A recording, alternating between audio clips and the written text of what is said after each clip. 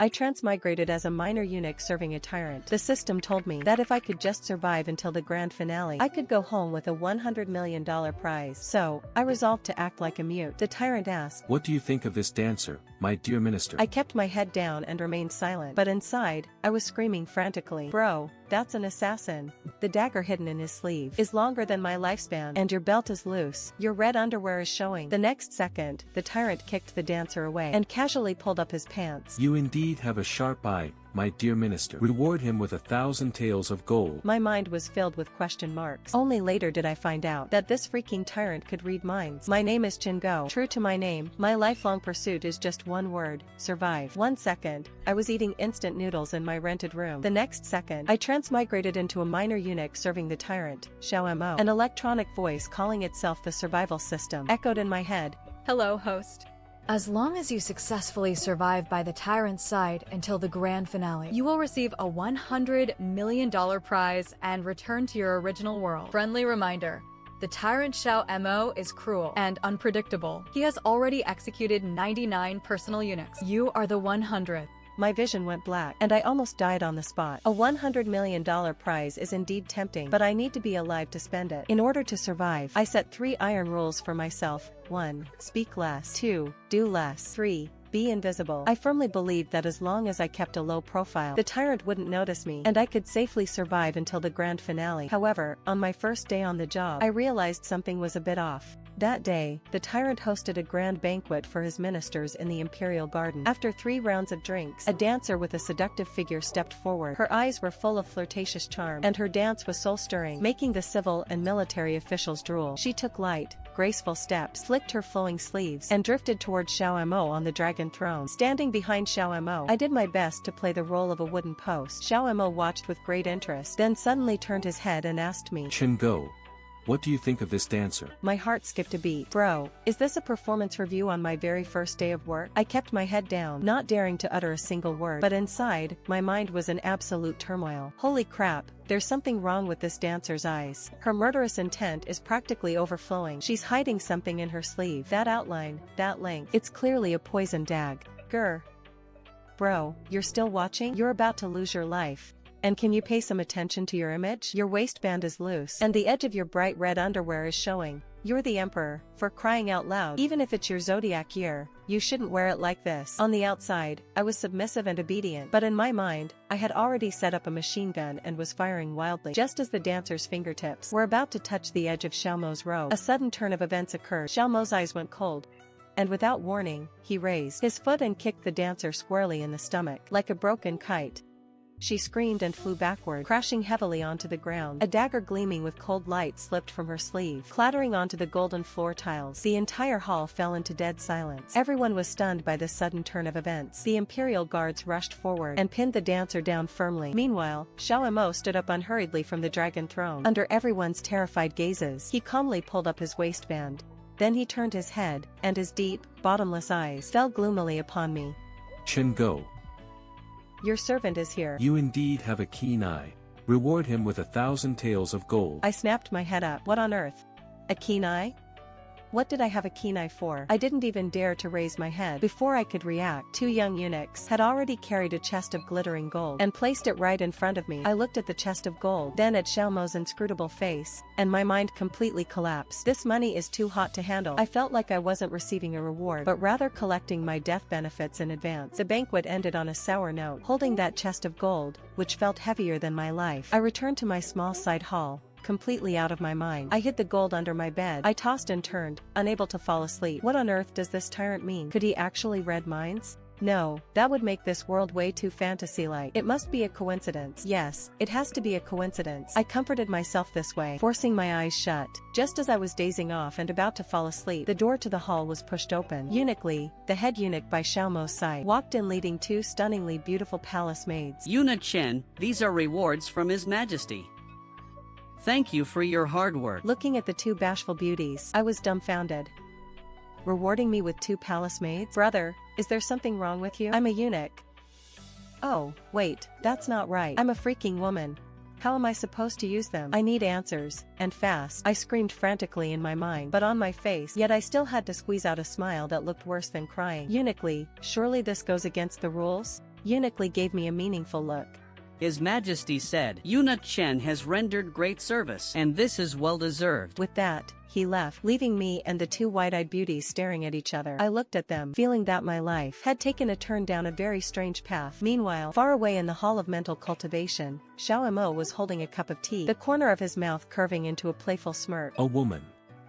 How interesting. Ever since that night, my status in the palace had become somewhat delicate. Everyone knew that I, the newly arrived little eunuch, was highly favored by His Majesty. Not only did I receive 1,000 taels of gold, but I was also unprecedentedly rewarded with 2 maidservants. In an instant, I became the most sought-after favorite in the Forbidden City. Countless people wanted to curry favor with me, but I shut them all out. Are you kidding me? Right now, I just want to stay as far away as possible from that mind-reading tyrant.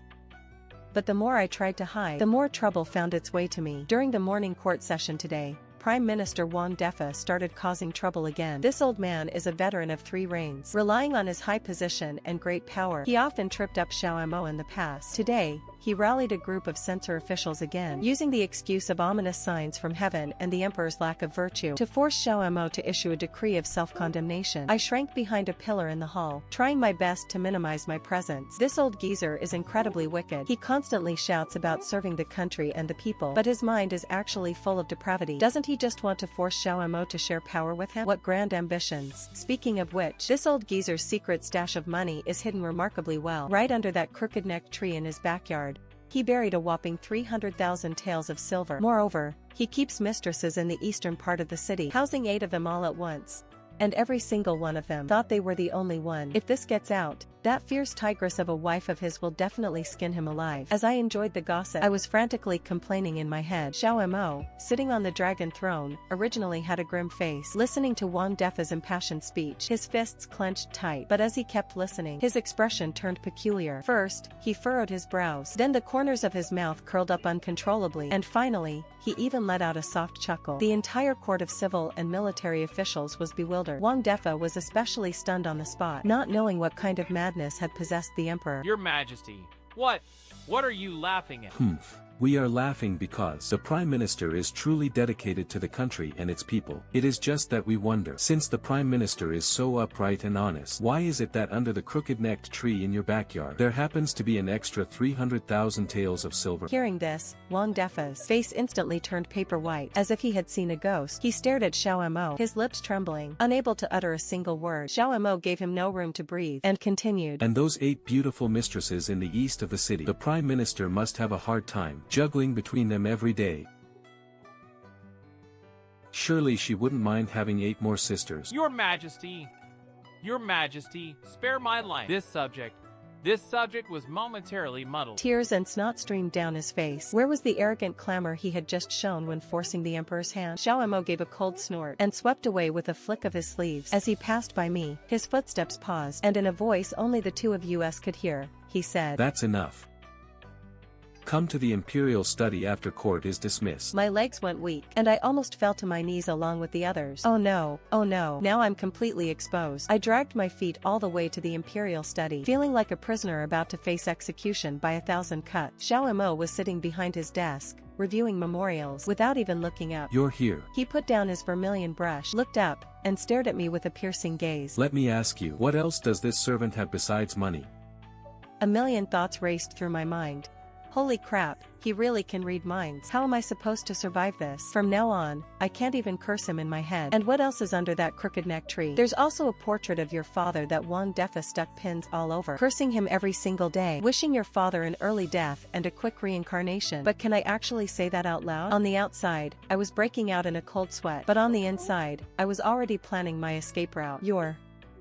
Your Majesty, this servant does not know. Then how do you think Wang Defa should be dealt with? How should he be dealt with? If it were up to me, I'd have him dragged out and beheaded right away to save him from causing any more trouble. But I know you won't do that. You still need to keep him around to fight against the Empress Dowager's faction. If you ask me, it would be better to bring all 8 of his mistresses into the Chancellor's manor. Let his own backyard catch fire every day, and he won't have any energy left to interfere in court affairs. This servant is foolish, and defers entirely to your Majesty's wise judgment. That is a rather good idea of yours. Which idea of mine? The next day, an imperial decree was issued. Chancellor Wang Defa was cited for failing to educate his son, and failing to manage his household properly. He was fined 3 years' salary and ordered to reflect on his errors behind closed doors. At the same time, the emperor, showing consideration for the chancellor's hard work, specially bestowed titles upon his 8 mistresses from the east side of the city, making them all official concubines, and had them carried into the chancellor's manor in grand sedan chairs. It was said that the crying, screaming, and smashing of things in the chancellor's manor that day could be heard across half the capital. As for me, because of my meritorious suggestion, I was rewarded with another 500 taels of silver. Holding the heavy silver, I wanted to cry but had no tears. I felt like I was on a road to certain death, speeding wildly ahead. And what's more, Xiao Mo was the one personally stepping on the gas to send me there. No way. I have to find a way to lower my presence. If this continues, sooner or later, he's going to burn me at the stake as a demon. To save myself, I began a series of bizarre operations. I started playing dumb and acting foolish. When others spoke to me, I basically acted like I had a communication barrier. I started letting myself go, and even began catching crickets in the imperial garden. While other eunuchs were busy serving their masters, I was the only one crawling in the grass, looking like a complete idiot. I thought this would make Xiao Mo think I was useless, and thus lose interest in me. However, I was still too naive. One afternoon, I was lying behind the rockery in the imperial garden. While playing with the crickets, I was reciting the art of war in my head to pass the time. All warfare is based on deception.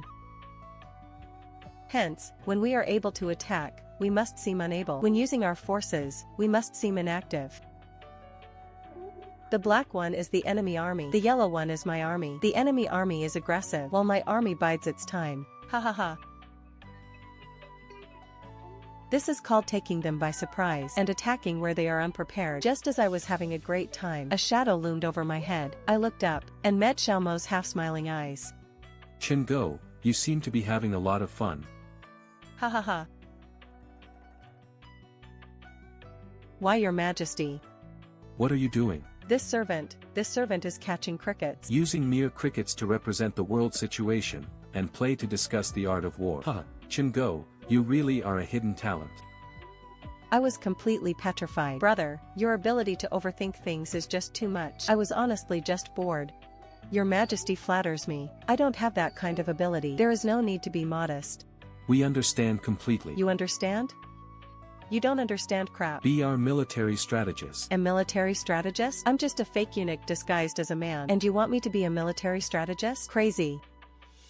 The world has gone completely crazy. I just want to live like a lazy fish. Why force me to be a warrior?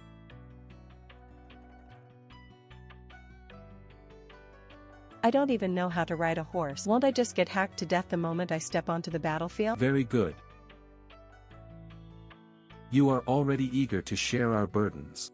Pass down our decree to promote Chen Gou. As Imperial Chief of Staff, he shall accompany the army on this campaign. Just like that, I was forced from catching crickets to suddenly becoming the military strategist by the Emperor's side. I felt like my life was like a runaway horse, wildly dancing on the edge of a cliff of self-destruction. A few days later, envoys from the neighboring country of Northern Liang came to visit. They called it a visit, but it was actually a provocation. The envoy was a big, burly fellow. He was showing off his power at the banquet, insisting on challenging the civil officials of Great Xia to a couplet contest. He presented the first line of a couplet. Here is my first line. Cold ice and chilled wine, 1 dot, 2 dots, 3 dots of water. This line seemed simple, but it actually hid a clever trick. The character for ice has 2 dots of water, and the character for wine has 3 dots of water, perfectly matching 1 dot, 2 dots, 3 dots. The entire court of civil and military officials looked at each other. For a moment, no one could match it. I hid in the corner, munching on a chicken drumstick, while complaining wildly in my head. How about ding, xiang, and hua? 100 head, 1,000 head, 10,000 head. Yes. Ding, xiang, and hua. 100 head, 1,000 head, 10,000 head. The character ding has bai at its top. The character xiang has gone at its top. The character hua has won at its top. A perfect match. But I have an even better one. Hee hee, 1 thrust, 2 thrusts, 3 thrusts. Hee hee hee, isn't that cheeky?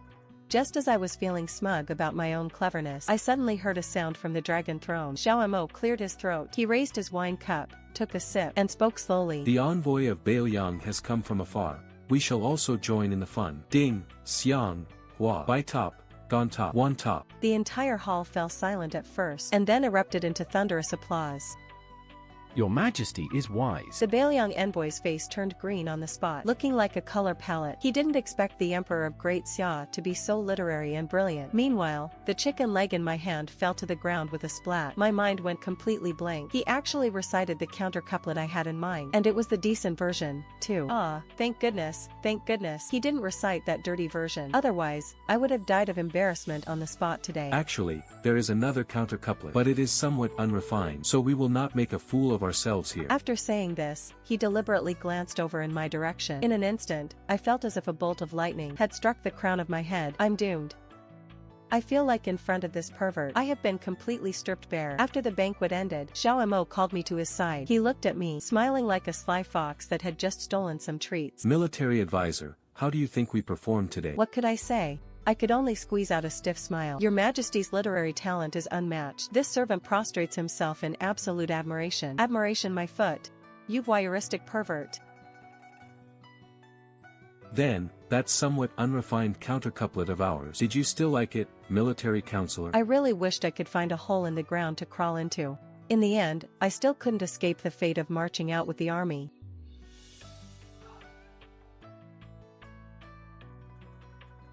Northern Liang has provoked us repeatedly. We have decided to personally lead the campaign to teach them a lesson. And as his newly appointed imperial staff officer, naturally, I had to tag along. When I was riding on a horse that was taller than me, I felt like a complete joke.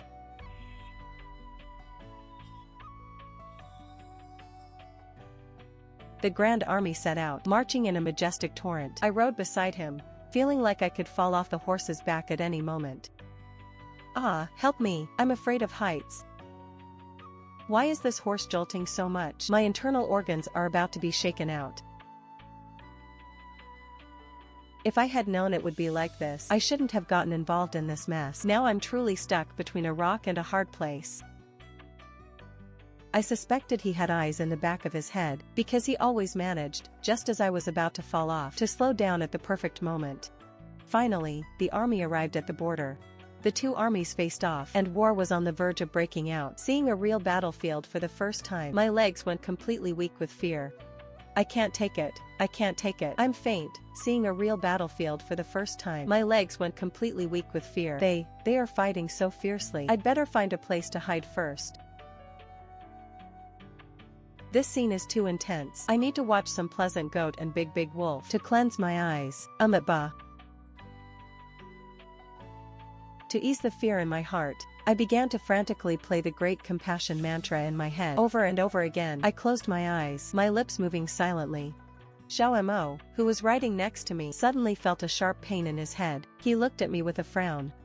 He saw my face was pale, my eyes tightly shut, muttering under my breath, looking completely possessed. Om Mani Padme Hum. Demons and ghosts, stay away.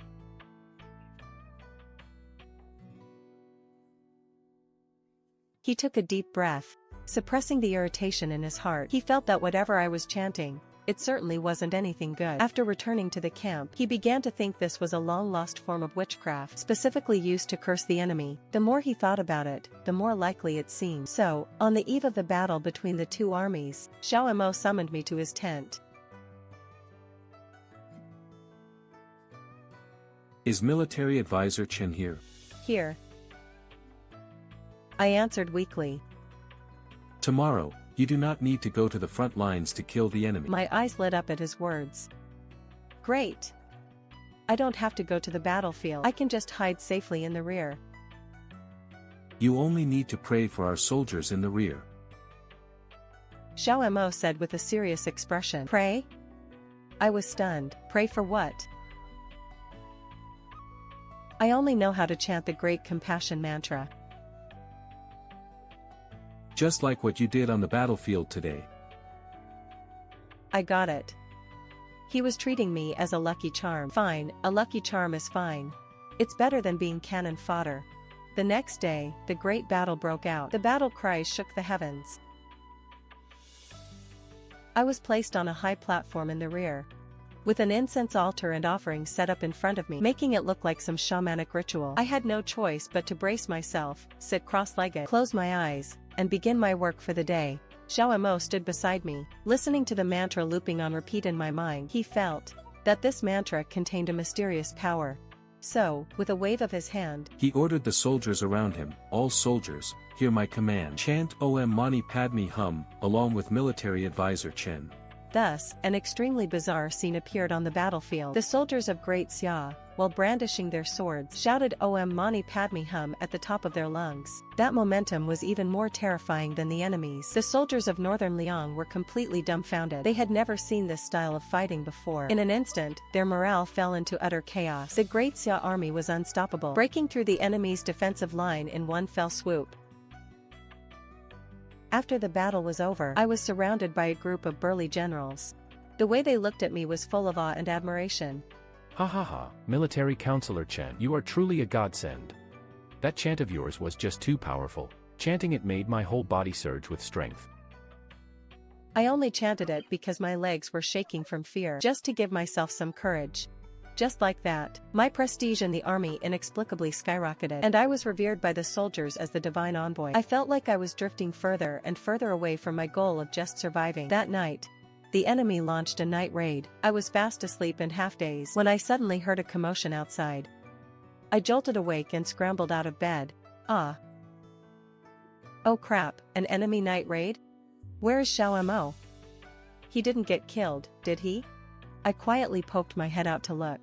Outside, the flames soared into the sky, and everything was in utter chaos. I was so scared my heart leaped into my throat. Just then, I saw a patch of grass not far away rustle slightly. Someone is hiding in that grass. Wait, I think I smell a fart. Huh? My goodness. Did this guy get too nervous while lying in ambush and couldn't hold it in? It's definitely an ambush, right behind that largest haystack on the left. Just as I was complaining in my head, I saw Xiao Mo leading a troop of soldiers, rushing out from the main tent. He held a longbow in his hand, his gaze sharp as lightning, seemingly searching for something. He drew his bowstring, and with a whoosh, a sharp arrow flew out. A miserable shriek came from the grass, and several enemy soldiers collapsed to the ground. Without even looking, Xiao Mo turned and shot another arrow in a different direction. It was as if he had a third eye, able to anticipate the enemy's positions in advance. A night raid was easily defused by him. Standing under the firelight, he looked like a god descended to earth. We won a great victory and returned to the capital in triumph. Xiao Mo hosted a grand banquet in the palace to celebrate. As the divine envoy and the top contributor, I was seated closest to him. Looking at the table full of delicacies, I had no appetite at all. I just wanted to get this over with quickly and find a place to hide, but things didn't go as planned. Those victorious generals came over one by one with wine cups to toast me. Military Counselor Chen, I toast you. If it weren't for you, how could we have won so easily? Lord Divine Envoy, I'll bottom up, please drink as you wish. As a fake eunuch disguised as a man, how could I know how to drink? But since they put it that way, it was hard for me to refuse. I could only brace myself and down cup after cup. After a few cups of wine, I felt a bit lightheaded. I started seeing double. My courage also grew. I began to size up Xiao Mo on the dragon throne without any restraint.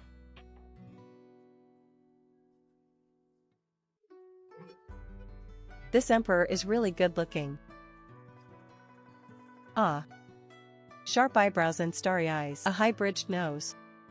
He's simply the domineering CEO from a novel. What is his body like? Under that dragon robe? Does he have an 8-pack? As I thought about it, I couldn't help but giggle out loud. Xiao Mo, who was sitting across from me, had been chatting and laughing with the ministers while holding his wine cup. But as he listened, his face grew redder and redder. With a snap, the wine cup in his hand was crushed. The hot wine spilled all over his hand, but he didn't seem to notice. He suddenly stood up, his face dark. Yet there was a hint of panic in his eyes. All of you, get out.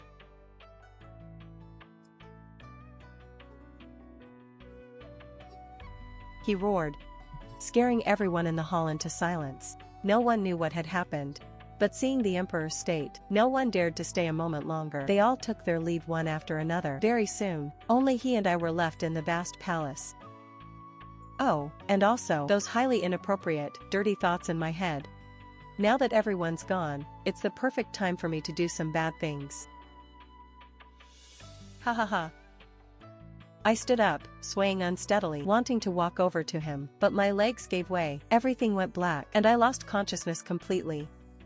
When I woke up again, I found myself lying on an incredibly large, soft bed. Above the bed hung golden canopies, embroidered with patterns of dragons and phoenixes bringing prosperity. A faint scent of ambergris filled the air. I sat up abruptly. Isn't this Xiao Mo's imperial bed? How did I end up here? I looked down at myself. My clothes were still perfectly intact. Thank goodness, my chastity is still intact. Just then, the palace doors were pushed open, and Xiao Mo walked in carrying a bowl of hangover soup. You're awake. He placed the bowl by the bedside, his voice sounding a bit raspy. I looked at him, my mind in a complete muddle. What happened after I got drunk last night? I couldn't remember at all. Terrified, I fell to my knees on the bed with a thud. This guilty servant deserves 10,000 deaths.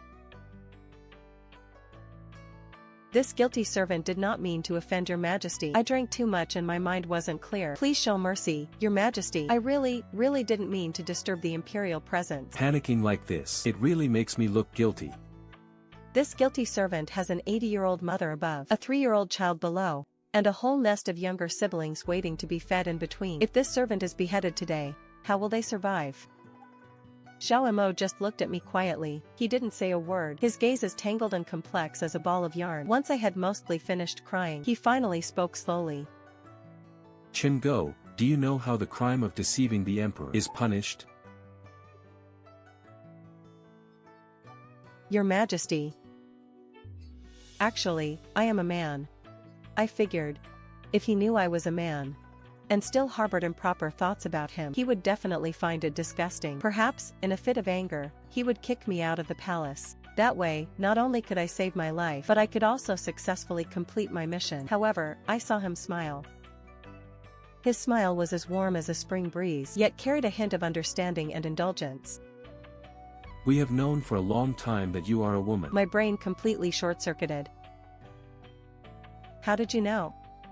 From your very first day in the palace, you should know the Imperial Guard doesn't just sit around eating free meals. So he was just playing me for a fool all along? What a sadistic emperor. We just like seeing you look so respectful on the outside, while cursing us in your heart. Xiao Mo, you are too much. He stood up, and approached me step by step. I instinctively backed away. He cornered me against the wall, reached out, and lifted my chin. His face loomed large before my eyes. You are the first person who dares to speak to us like this. What is he doing? Is he going to kiss me? Ah. Help, I haven't brushed my teeth. Humph. We will not kill you. We will keep you around for amusement. From that day on, the way Xiao Mo and I got along became extremely bizarre. I was no longer that subservient little eunuch, but had returned to my female identity, becoming his rightful companion by his side. My daily job was to play chess and read books with him, as well as having my mind read by him. At first, I was really not used to it. Every day, I tried everything I could to block my thoughts, but later, I realized it was completely useless. So, I gave up. I started doing it right in front of him, unabashedly complaining in my mind. The dragon robe he's wearing today is so ugly. He looks like some nouveau riche. Reading military books again. Who is he trying to fool with that intellectual act?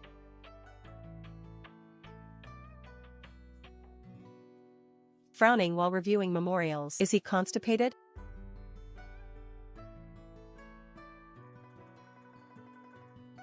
Occasionally, he would even burst out laughing at the jokes in my head. Then, under the terrified gazes of the ministers, then cleared her throat and force a straight face.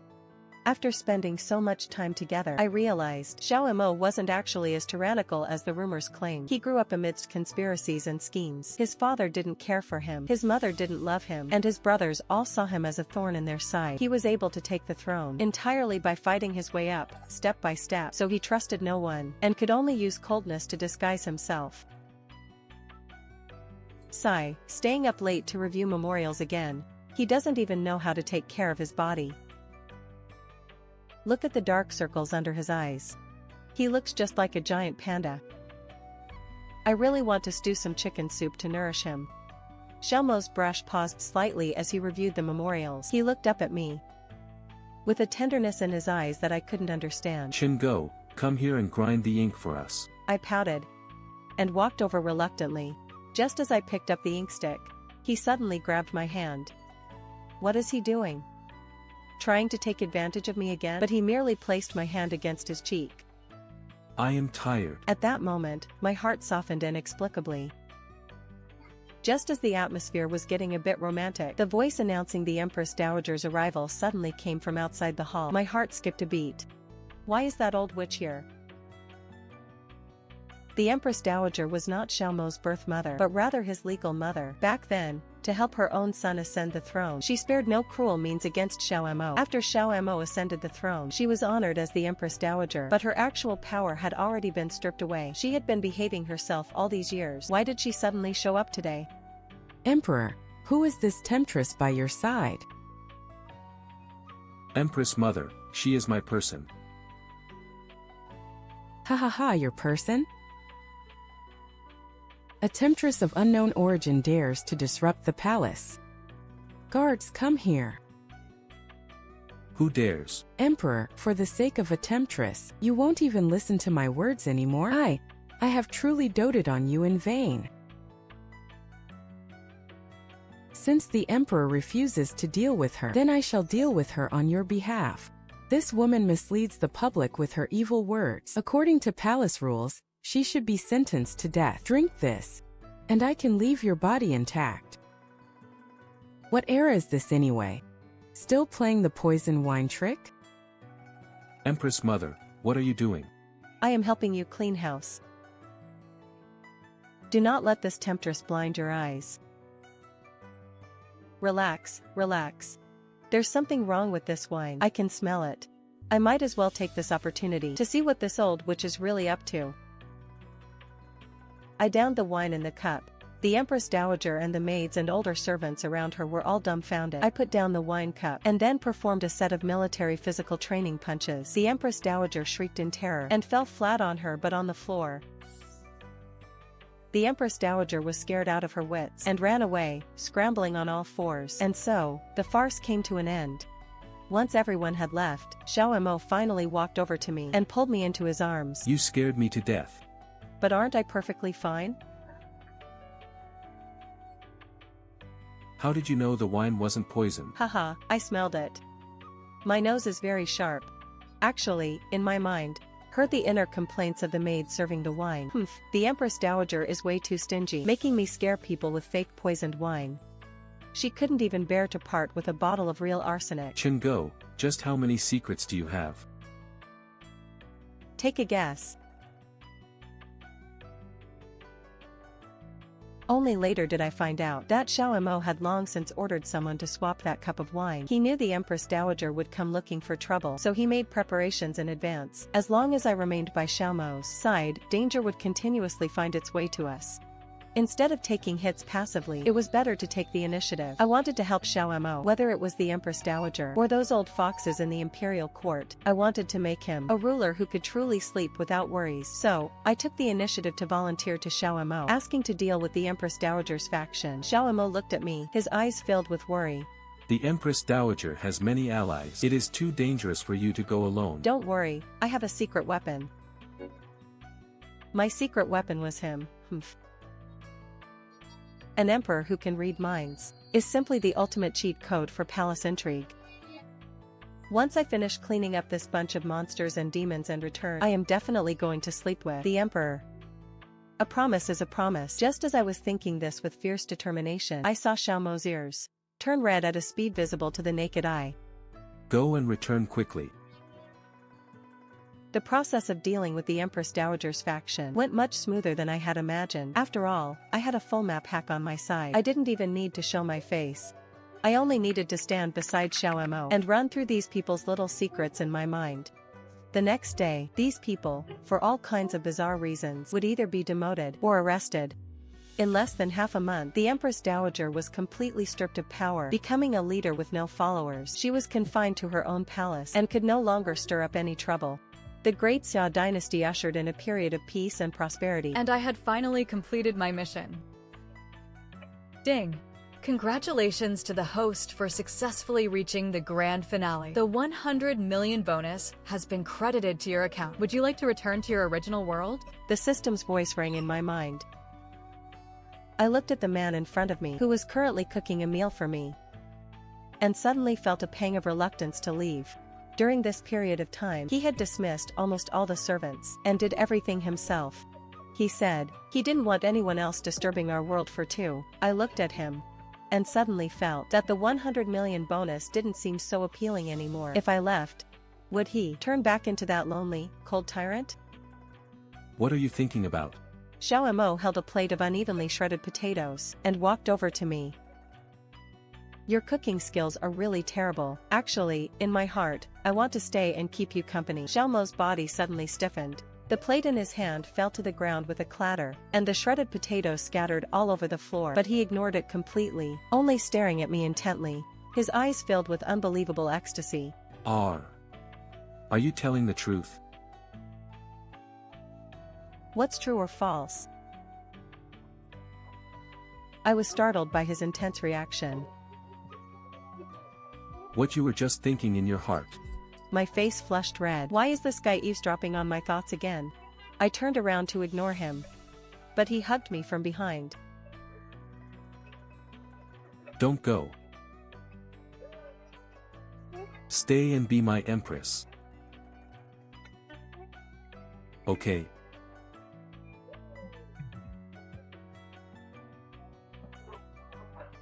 Who wants to be your empress? I haven't agreed to marry you yet. At least there should be a proper proposal. Hearing this, Xiao Mo's eyes lit up. He let go of me, and then, with a thud, he dropped to one knee. He pulled something out of his robe and held it out to me. It wasn't a diamond ring, nor was it some precious piece of jewelry. It was a jade pendant. A jade pendant carved with the character Go. Chen Gou, marry me. I will give you my empire. And I will give you myself. From now on, I will only listen to your inner voice. I do. My tears streamed down, betraying my emotions. What else could I say? I could only nod through my tears. On the day of our grand wedding, the entire capital was decorated with lanterns and banners, even more festive than the New Year. It was livelier than the New Year. I sat on the bridal bed wearing an elaborate phoenix crown and robe, my palms sweating from nervousness. That night, a tipsy Xiao Mo was helped into the room. He dismissed everyone, and swayed as he walked over to me. He lifted my bridal veil and smiled at me foolishly. My wife is so beautiful. My heart raced and my face flushed at him calling me wife. He threw himself onto the bed and held me like a child who had just gotten some candy.